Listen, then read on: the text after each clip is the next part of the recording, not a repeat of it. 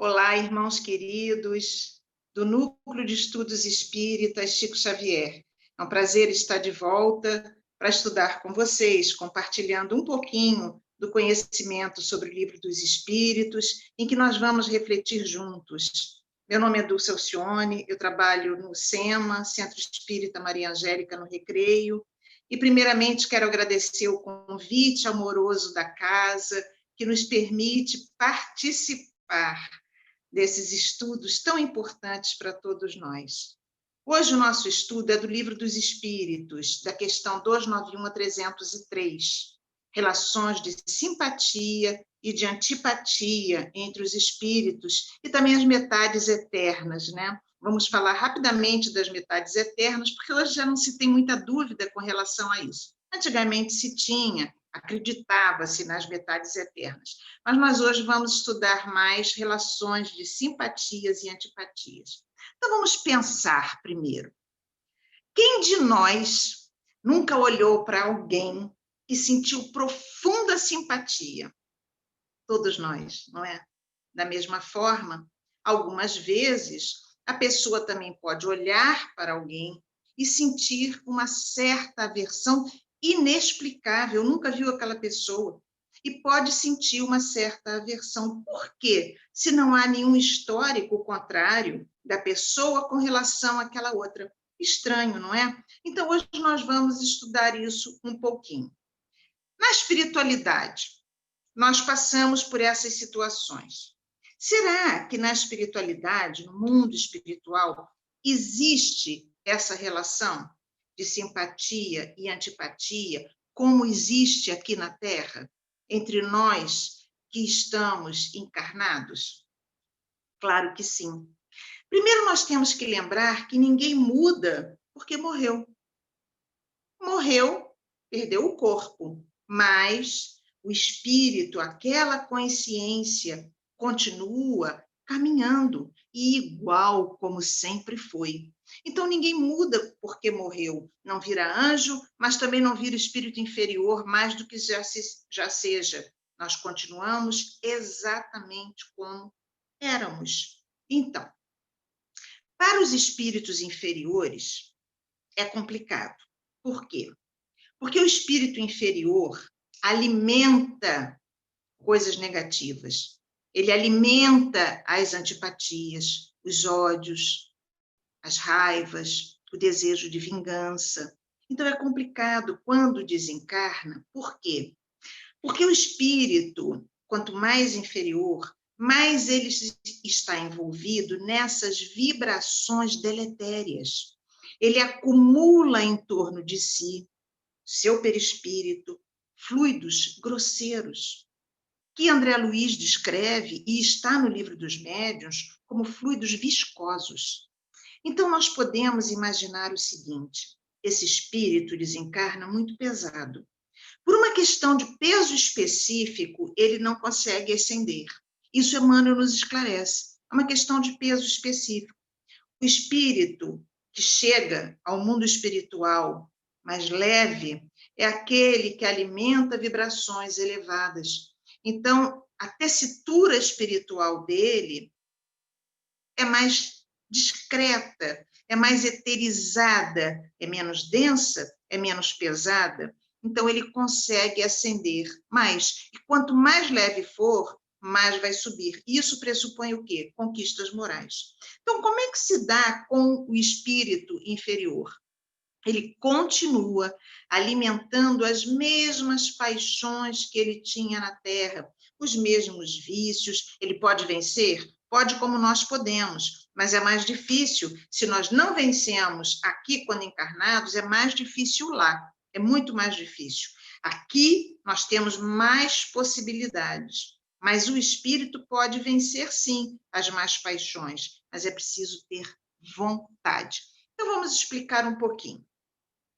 No estado espiritual, em que o espírito chegou lá mais liberto, mais denso, mais preso, não importa em que situação, os laços espirituais são muito mais fortes do que na Terra, Por quê? Porque na Terra, lá no plano espiritual, não tem as distrações do mundo material.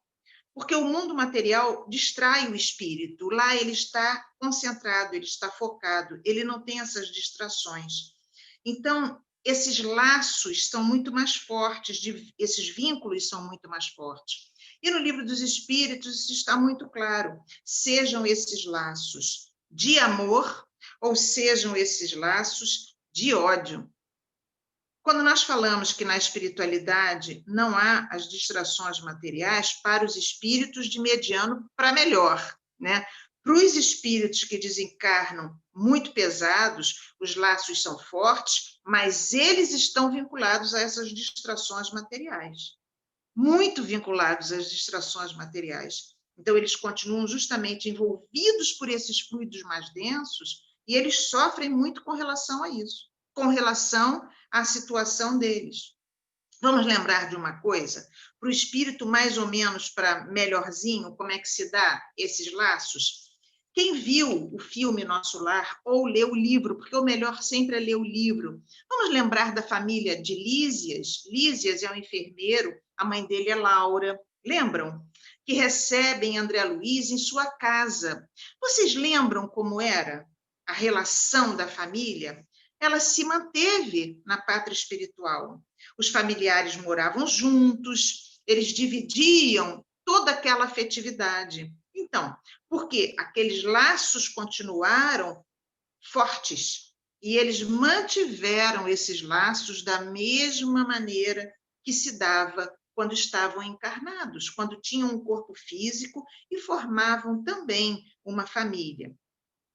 Mas vamos continuando as nossas ideias a respeito desse estudo. Os espíritos impuros, eles vibram em quê? Eles vibram no amor? Não, é natural que não.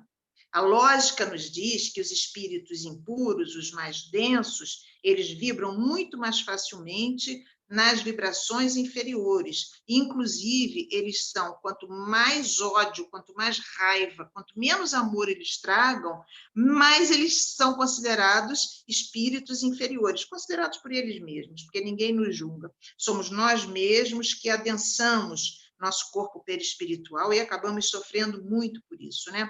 Mas então o espírito ainda impuro, ele não só alimenta aquelas vibrações de ódio, de desequilíbrio, como ele insufla nos outros. E aí é que mora o perigo, né, pessoal? Vamos pensar bem, porque nós estamos o tempo todo acompanhados. O tempo todo o nosso pensamento está sintonizando nas faixas do pensamento, que são diversas. Existem as faixas do pensamento mais elevadas, as medianas, as menos elevadas, e nós, em todos os momentos, estamos sintonizando com algumas dessas faixas. Isso não tem dúvida, e nós percebemos. Quando nós estamos em prece, aquela prece sincera, que estamos envolvidos, nós sintonizamos com as faixas superiores e nós sentimos a presença dos amigos espirituais, aqueles que nos acodem para nos ajudar. Mas, quando nós estamos em desequilíbrio por algum motivo, discutimos coisas que vimos na televisão, notícias trágicas que nos desequilibram, nós imediatamente baixamos o nosso padrão vibratório e sintonizamos nas faixas mais baixas e percebemos isso. É como se nós nos sentíssemos adensar, e é real, e isso é concreto, né? Então, esses espíritos se valem desses momentos em que nós vacilamos e ali, pronto, faz o plug. E eles sintonizam conosco, porque naquele momento nós exercemos uma vibração simpática a eles. Entramos em harmonia com eles. Então, nem sempre a vibração de simpatia é uma vibração bacana. Muitas vezes a vibração de simpatia é uma vibração que nos faz mal, porque essa vibração simpática está na harmonia plena das vibrações. É essa sintonia que nós fazemos. Então, vamos pensar que o espírito que desencarna na situação de ódio, ele insufla briga, ódio nos outros. Quem leu Nas Voragens do Pecado, de Ivone Pereira, um livro fantástico de Charles, que é o primeiro livro da trilogia de Ivone Pereira, viu ali logo no início uma relação dessas. Quando Otília desencarna, ela, naquela relação, naquela ideia macabra que ela cria para Ruth Carolina, leiam um livro que vocês vão compreender, mas é um espírito que desencarna com muita raiva no coração, porque o seu noivo havia sido assassinado por uma questão religiosa, que foi na noite de São Bartolomeu, e ela está com muita raiva, muito ódio.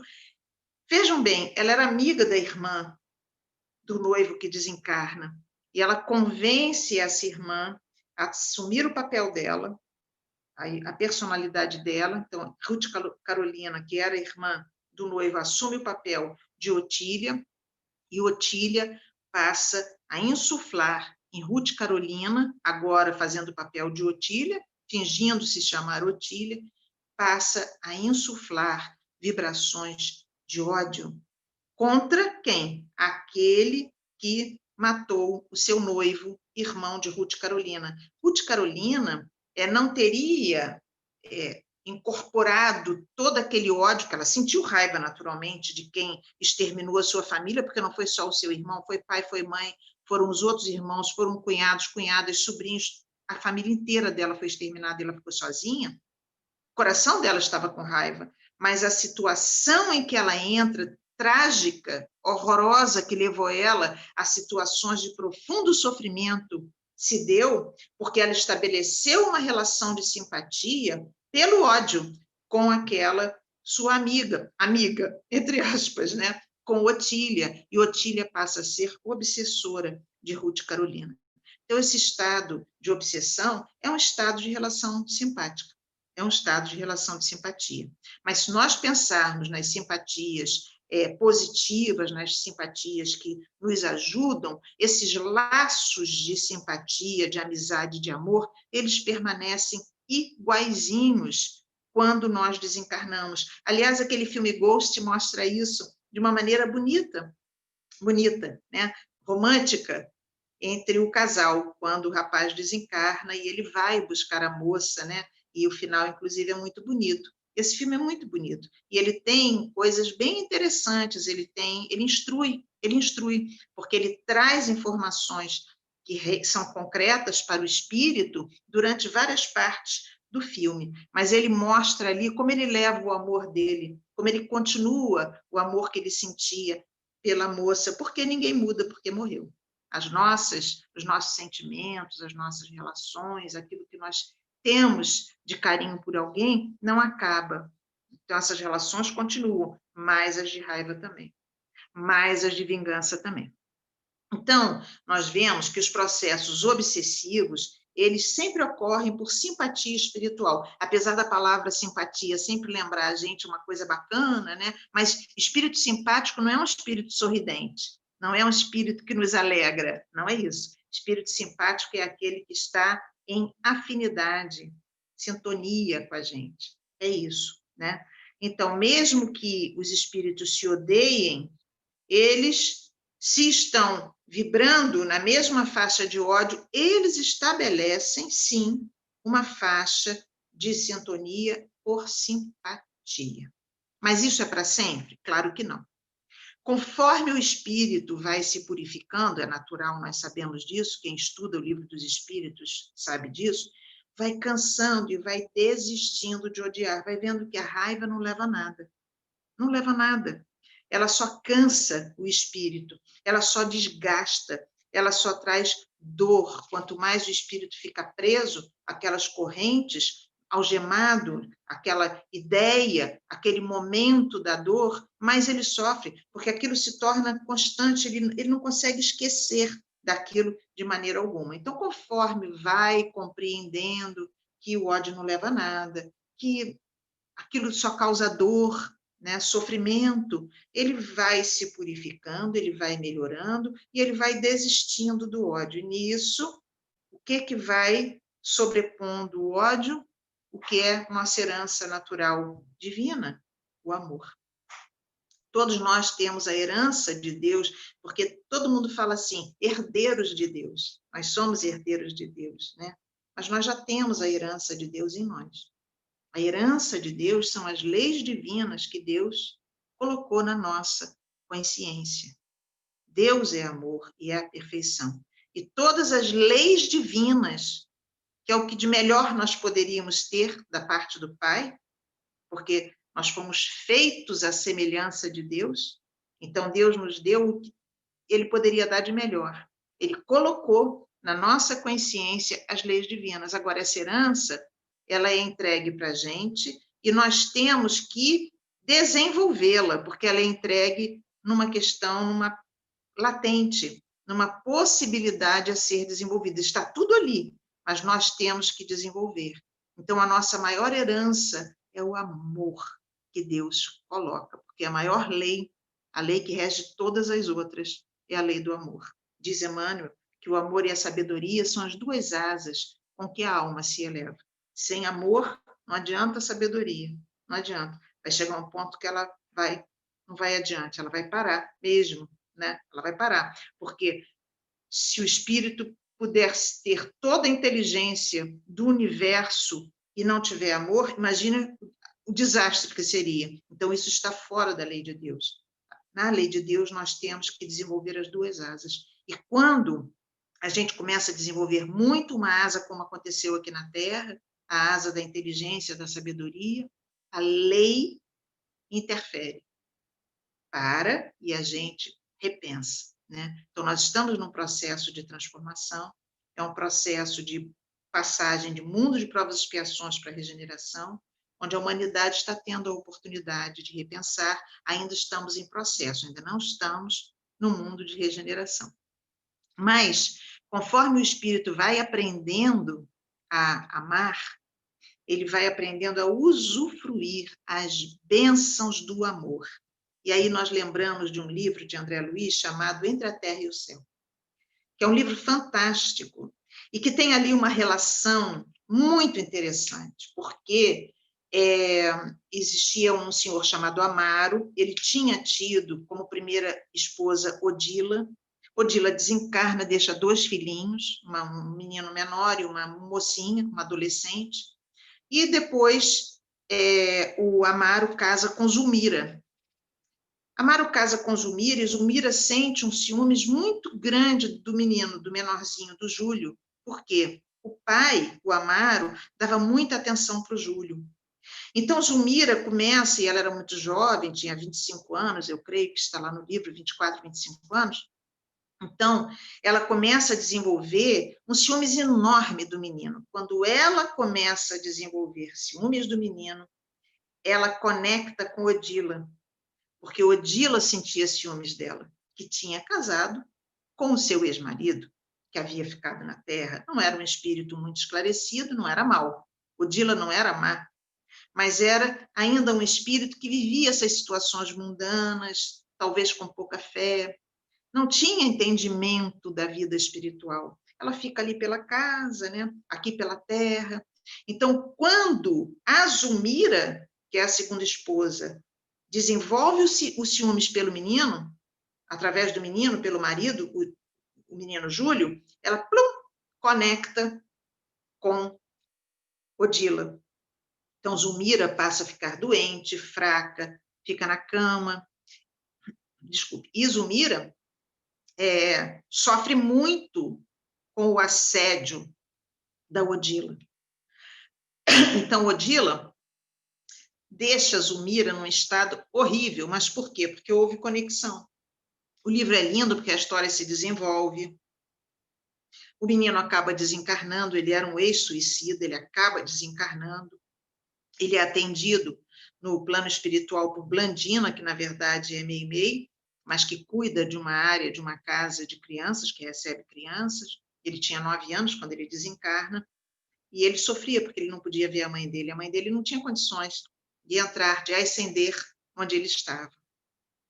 Mas a história é bela, se desenvolve, acaba que a Odila acaba sendo doutrinada, ela cai em si, ela repensa, e neste momento em que ela repensa, que ela liberta Zulmira, tudo muda, porque ao mesmo tempo, Zulmira começa a ter dor de consciência por uma série de fatores, pelo tipo de morte da criança. Leiam o livro, porque vale a pena, muito a pena. Aliás, é um livro belíssimo, cheio de ensinamentos, principalmente nessa parte mental, da área mental, do que acontece com a gente, as conexões, o pensamento, essa parte de sintonia.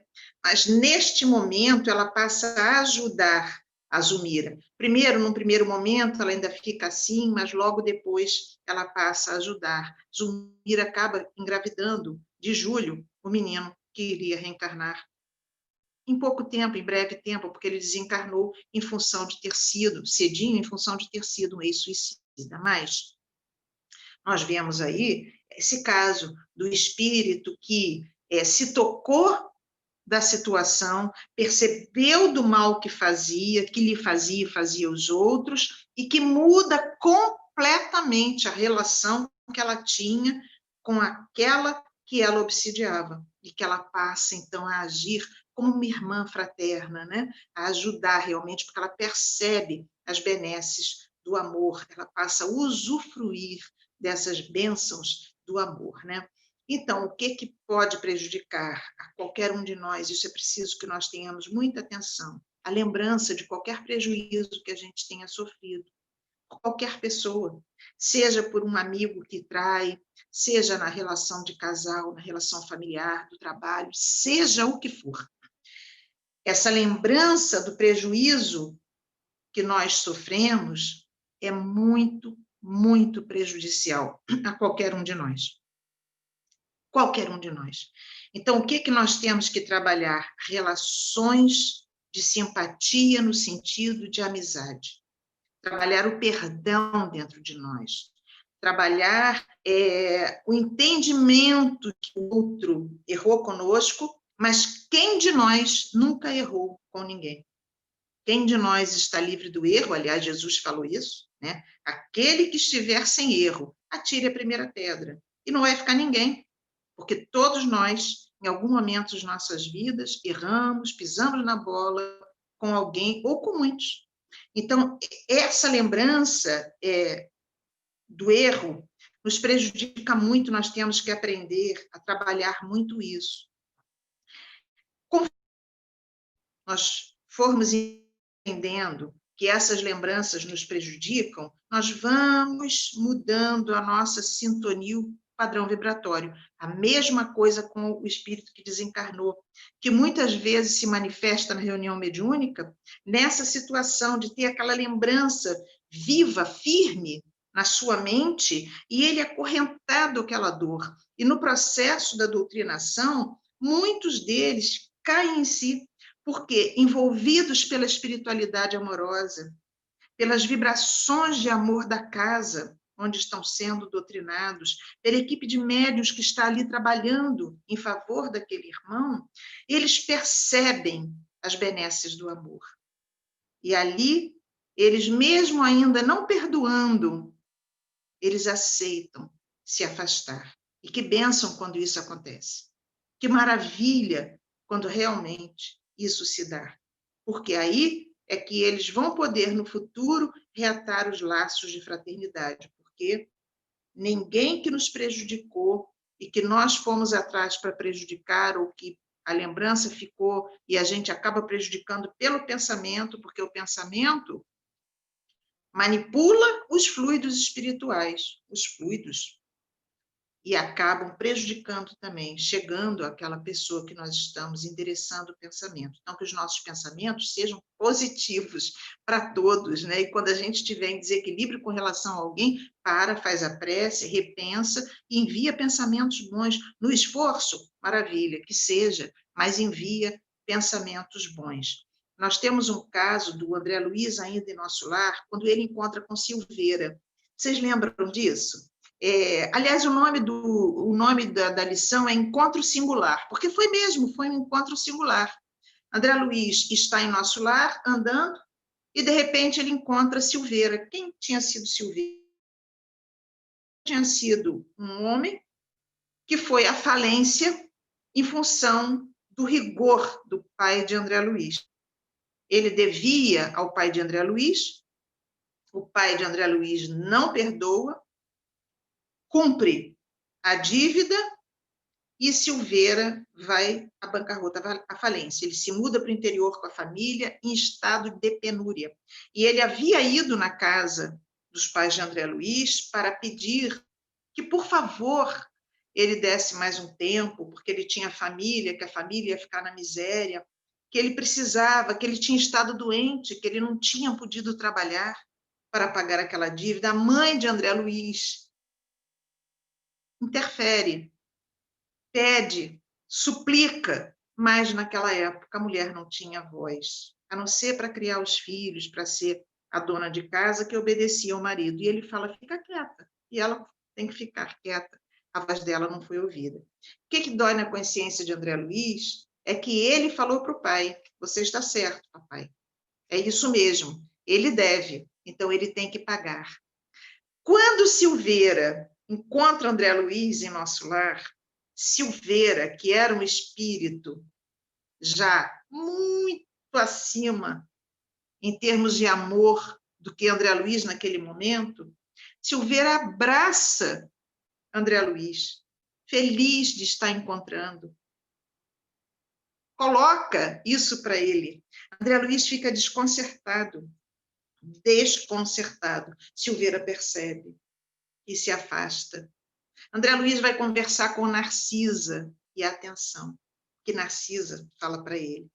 Ela fala, André, volta, vai atrás de Silveira, pede perdão. Abraça ele, mas pede perdão. E você vai ver como isso vai te fazer bem. E André Luiz, então, faz isso. Uma grande conquista para a alma humana é pedir perdão, pedir perdão sincero. Mas esse perdão tem que ser fruto do arrependimento, senão não adianta nada. Então, para os espíritos bondosos, esse sentimento de mágoa ou de raiva não diz mais nada. Para o espírito bondoso, mágoa, raiva, não tem lugar no coração, não tem lugar. Eles perdoam sempre, perdoam incondicionalmente. O espírito superior é esse, né? Que nem se magoa. Para ele nem se magoa. Então, é bom a gente lembrar de Ivone e Charles, Ivone do Amaral Pereira e Charles, né? Que foi seu pai em várias encarnações, foi irmão, foi o noivo desencarnado de Otília nas Voragens do Pecado. E Ivone Pereira era Ruth Carolina. E como os laços de um e do outro jamais se desfizeram, porque laços de amor, laços sinceros de amor. Então, a afeição verdadeira, quando nós desenvolvemos a afeição verdadeira, quando o nosso coração é sincero no que nós sentimos, essa afeição se perpetua na Terra como na parte espiritual, no mundo espiritual. Então, Charles, é interessante a gente ler a trajetória de Ivone Pereira, porque o primeiro relato da relação deles é no livro Sublimação. A primeira parte é de Leon Tolstói, mas a segunda parte do livro é de Charles. E no livro Sublimação ele conta lá para 40 depois de Cristo, quando ele encontra Ivone Pereira. Ele era Sacarã, ele era um rei da Pérsia, poderoso, né? E ela era uma bailarina, uma menina. Ele tinha 40 anos, ela tinha 18. Então, ali eles se conhecem, pelo menos antes disso não tem relato, ali ele se apaixona, tem um caminhar muito trágico. Depois, nesse livro mesmo, Sublimação, ele já descreve a penúltima reencarnação, a antepenúltima reencarnação de Ivone Pereira. Depois, em Recordações da Mediunidade, vem a penúltima reencarnação e depois a última é a Ivone Pereira. Mas, entre Sublimação e essa antepenúltima reencarnação, em que ela é Nina, tem a trilogia Nas Voragens do Pecado, Cavaleiro de Lumière e o Drama da Bretanha. Por que nós estamos falando disso nesse estudo? Porque esses livros, o tempo todo, mostram essas relações de simpatia e antipatia entre espíritos, entre os desencarnados e os encarnados. Inclusive, nessa história, nessa antepenúltima reencarnação em que ela é Nina, e que há a reencarnação também de Otília. As duas estão reencarnadas e ali se encontram.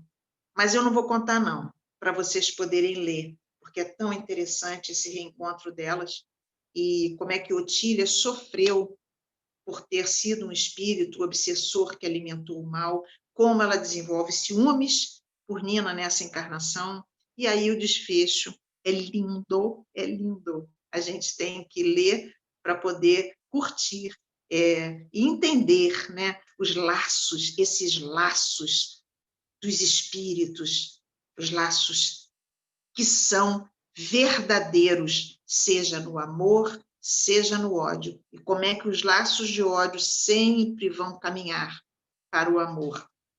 Então, se a afeição verdadeira não é máscara social, porque às vezes a afeição é pura máscara social. Vamos dar um exemplo?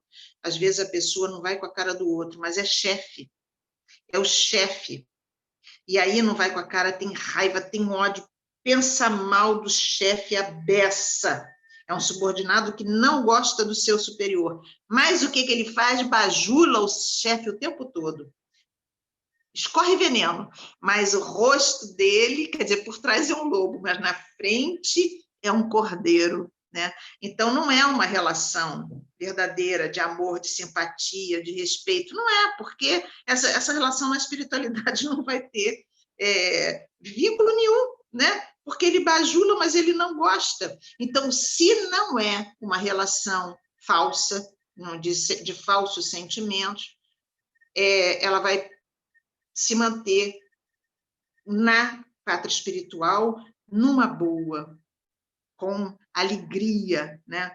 Porque esses laços falsos, eles não se perpetuam na pátria espiritual. Na pátria espiritual, nós não conseguimos esconder o que sentimos. Né?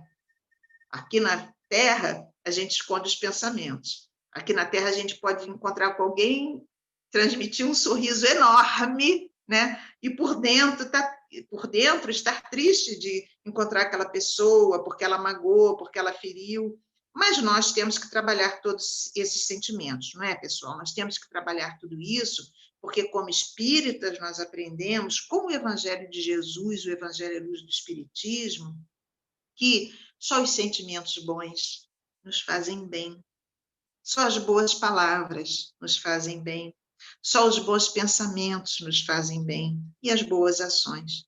Tudo que nos desvia do bem, pum, nos coloca para baixo. Não é legal. Né? E é nesse pum, nessas esferas inferiores, que existe o mal-querer, que são geradas essas antipatias do mal-querer. E aí ninguém quer isso, né? Não, ninguém quer isso. A gente não precisa nem pensar. Ninguém quer isso. Então, sentimento de vingança, para que alimentar? Para que alimentar? E para que ficar discutindo mentalmente? Ah, se ele fizer isso, eu vou responder isso. Ah, mas se ela agir assim, eu vou agir daquela maneira. Às vezes não vai acontecer nunca.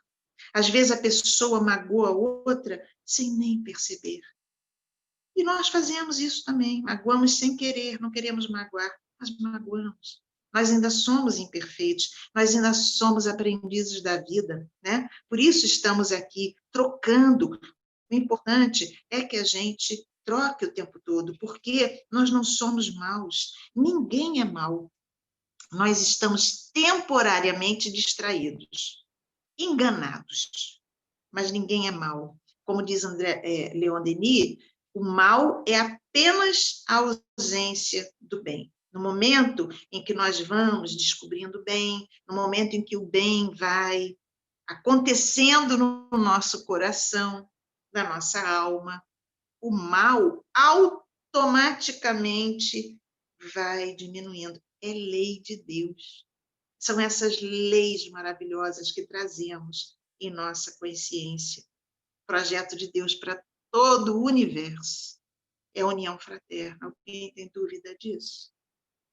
O projeto divino para todos nós é que nós nos amemos uns aos outros, Aliás, um dia vamos nos amar como Jesus nos amou. Mas o projeto de Deus é de fraternidade. Não é isso que nós somos?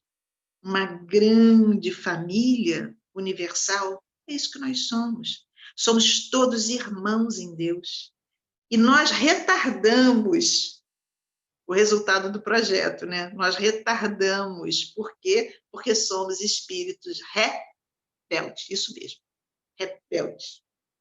Quanto mais nós nos aperfeiçoarmos, mais unidos nós seremos com toda a humanidade, não só com a nossa família, com toda a humanidade. Mas nós ainda somos rebeldes e sofremos por causa disso, mas somos teimosos. Então, o que é importante? Esforço. Esforço. Mas o esforço, ele nasce da vontade de melhoria íntima, da vontade de nós superarmos a essas nossas dificuldades, né? Então, queridos, os espíritos superiores, eles estão sempre unidos pelo amor, pela fraternidade. No livro Cartas de uma Morta, que é da mãe de Chico Xavier, Maria João de Deus, vocês devem conhecer, ela fala de Saturno, ela desencarna e ela queria muito, ela gostava do universo, ela queria muito conhecer, ela tinha curiosidade, ela sai numa excursão pelo universo. Gente, já pensou que legal? A gente desencarnar e poder ser acompanhada de um espírito superior e fazer uma excursão pelo universo. Ela também foi a Marte. O livro é maravilhoso, é um livro fininho, facinho de ler, né? Mas ela fala de Saturno e ela fala das comunidades dos saturninos. E em Saturno, os espíritos vivem em plena harmonia, já é um mundo feliz. Não tem doença, eles desconhecem guerra, eles desconhecem qualquer situação dolorosa, desavenças, eles desconhecem isso, porque eles já se amam fraternalmente, eles já vivem numa comunidade feliz. Gente, já pensou? Já pensou? Aqui na Terra a gente vive com medo, né? Vive com medo, tantas dificuldades, né? Pois lá em Saturno a comunidade é feliz. Eles vivem em felicidade plena, harmonizados, alegres, eles são fraternos. Então, a gente vê que os espíritos superiores, eles não competem, eles se amam uns aos outros indiscriminadamente. Então, eles não amam só a minha família, eu amo a minha família. Não é assim. Eles amam a todos igualmente, eles amam indiscriminadamente. Então, vamos pensar, alguém pode imaginar Dr. Bezerra de Menezes competindo com Chico Xavier para ver quem é o melhor, para ver quem está mais perto de Jesus, para ver quem agiu de maneira mais bondosa na Terra? Alguém pode imaginar Chico Xavier competindo com Madre Teresa para ver quem é o melhor, para ver quem tem mais amigos, para ver quem recebe mais preces, quem transmite maiores lembranças humanas para eles? Não, né? O espírito superior não compete. O espírito superior tem um só objetivo, todo espírito superior, servir a Deus. Esse é o grande objetivo do espírito superior. O espírito que ascendeu é servir a Deus. E não se pode servir a Deus sem servir ao próximo. Para servir a Deus, nós temos que servir ao nosso próximo. Amar a Deus sobre todas as coisas, ao próximo como a nós mesmos. A coisa mais linda que a gente tem desse exemplo do servir, da alegria de servir, porque servir é sempre uma alegria, é o próprio neném quando nasce na família, como é que os pais focam, de repente, a sua atenção para aquele ser que depende 100% deles, e por mais trabalho que a criança dê.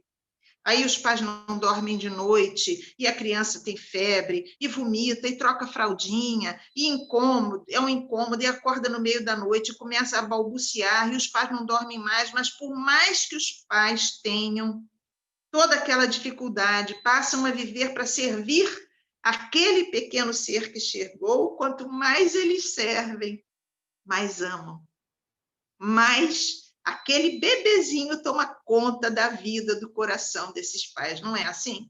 É assim. porque servir é sempre muito bom. Então, quando nós servimos com prazer e com alegria, tudo isso é maravilhoso. O espírito superior, ele vive em harmonia, em paz plena, em felicidade. Ele tem uma coisa que nós não conhecemos, que é a plenitude espiritual, que é o que Joana de Ângeles fala o tempo todo. Joana de Ângeles o tempo todo fala isso na obra dela. Viver em plenitude, atingir a plenitude espiritual, e só se atinge essa plenitude espiritual naturalmente sendo um espírito superior, né? Mas a gente tem, assim, nós estamos falando da gente, de todo mundo vai chegar lá. Todos nós vamos chegar lá, né? E sermos um dia espíritos puros como Jesus, tá? Depende de cada um de nós. Uns vão caminhar mais rápido, uns já caminharam mais rápido, muito mais rápido, né? Outros caminham devagar, outros muito devagar se arrastam, outros ainda não estão nem pensando em caminhar, mas todos vamos chegar lá, porque o plano de Deus para todos nós é o da felicidade. Só se consegue a felicidade, a plenitude, essa harmonia perfeita, essa paz integral, quando se atinge o estado de perfeição, o integral, né? Quando se chega à perfeição. Então, por exemplo, um espírito que hoje está num estágio inferior ao nosso, a gente olha e vê, nossa, como essa pessoa ainda vai sofrer, né? Mas ele vai ascender. Ele vai passar também a pertencer a uma ordem mais elevada, só depende dele. Então, quando nós hoje vemos o criminoso da sociedade, aquele que comete crimes hediondos, hoje, para a gente, olhando para o crime, parece que é impossível aquele criminoso chegar um dia a chegar a ser espírito puro, mas nós não temos que olhar para ele como um criminoso, e sim para o estado dele naquele momento de ainda cometer crimes. O que nós temos que julgar é o crime. Ele, o criminoso, vai caminhar. Alguém pode dizer o que fez no seu passado? Algum de nós pode com certeza afirmar o que foi no passado, o que fez ou deixou de fazer, e nós sabemos. Ah, queridos, nós sabemos que todos nós temos o nosso pezinho na lama. E como isso dói na gente, né? Como dói, como a gente queria ter tido um passado lindo, bonito, florido, perfumado, mas não temos. O nosso passado é espinhoso, é espinhoso. Jesus é o mestre de luz que consegue sentir o nosso perfume, apesar dos espinhos que nós carregamos, porque ele é misericordioso. Mas voltando a Ivone Pereira, nós temos o caso da própria Ivone Pereira, ex-suicida, cometeu suicídio em 2 encarnações. Quem lê a trilogia, quem lê os livros vai ver, quem lê o Recordações da Mediunidade vai perceber, vai ver ali o segundo suicídio dela, e ascendeu. E nesta encarnação, como Ivone Pereira, ela se redimiu. Foi uma encarnação em que ela serviu à doutrina espírita, aos espíritos da luz o tempo todo. Ela não tinha vida própria. Não tinha vida própria. Mas ela serviu o tempo todo. A disciplina, a disciplina. Aquela que se conscientizou de que era o momento de mudar e mudou. E todos nós podemos seguir o grande exemplo dessa grande espírita Ivone do Amaral Pereira. E na trilogia dela, e lá ao longo dos livros que vão contando, né, Um Caso de Reencarnação, que é um outro livro que conta uma parte da vida dela, são muitos livros. Nós vamos vendo que ela está acompanhada de Charles como um espírito que sublimou o seu amor por ela e se torna um amor fraternal imenso, e Roberto de Canalejas, que acompanha ela em várias encarnações. E ela tem uma relação inicial de amor e ódio com ele, depois de um profundo amor, porque o amor vai sublimando, né? Mas nós vamos vendo ele acompanhando ela em várias encarnações, o amor dele por ela cometendo desatinos. E aí tem uma parte desse estudo de hoje que fala assim, então existem almas gêmeas? As chamadas caras metades? Então, elas existem. E dando o exemplo da própria Ivone Pereira, não existem. Não existem. Isso é folclore, é uma ilusão, não existem. Porque se os espíritos fossem um metade do outro, no momento em que eles estivessem separados, eles estariam incompletos. Deus não poderia fazer isso. Nós somos únicos, somos filhos amados de Deus e nosso caminho é sozinho. Nenhum pai pode caminhar pelo filho, Deus não caminha pela gente, ele nos estimula a caminhar, que é o que os pais têm que fazer com seus filhos na terra, dar o exemplo e estimular para que aquele espírito que está sob a sua guarda, sob a sua responsabilidade, cumpra o seu papel naquela reencarnação. Isso é responsabilidade dos pais, ou dos responsáveis, que nem sempre são os pais, ou dos responsáveis. Mas as almas gêmeas não existem. Não existe cara metade, né? Não existem metades eternas. Isso seria anteprojeto de Deus, porque, uma vez separados, nós estaríamos vazios. E não é isso, não é assim. Então, através dessa própria história, desses próprios casos de Ivone Pereira, da vida dela, casos reencarnatórios, né, de Ivone Pereira, a gente vai aprendendo isso também. Nós reencarnamos sempre para vencer, para vencer. E o que é vencer?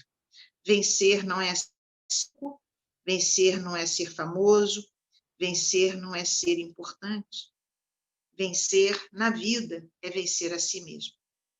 É vencer as nossas dificuldades, é vencer as nossas mazelas. Um dia a gente vai poder dizer, como Jesus disse, eu venci o mundo. Ou seja, eu superei todas as coisas do mundo, porque ele já tinha superado, ele já é espírito puro, que já superou tudo, há 4,5 bilhões de anos atrás, quando o planeta foi construído, Jesus já era um espírito puro, já era. Então, vencer na nossa encarnação é vencer a nós mesmos, superar as nossas dificuldades. São tantas, né? São tantas dificuldades, mas muito importante, chegando ao final do estudo de hoje, é nós entendermos que quando nós reencarnamos para reatar laços, para aprender a amar aqueles que nós não amamos tanto como deveríamos em encarnações anteriores. Reatar laços e não criar inimizades. Vamos nos abster de criar inimizades. Vamos nos abster de fazer inimigos. Para quê e por quê? Se estamos estudando uma doutrina que é de amor, que faz com que nós revivamos os ensinamentos de Jesus em sua profundidade.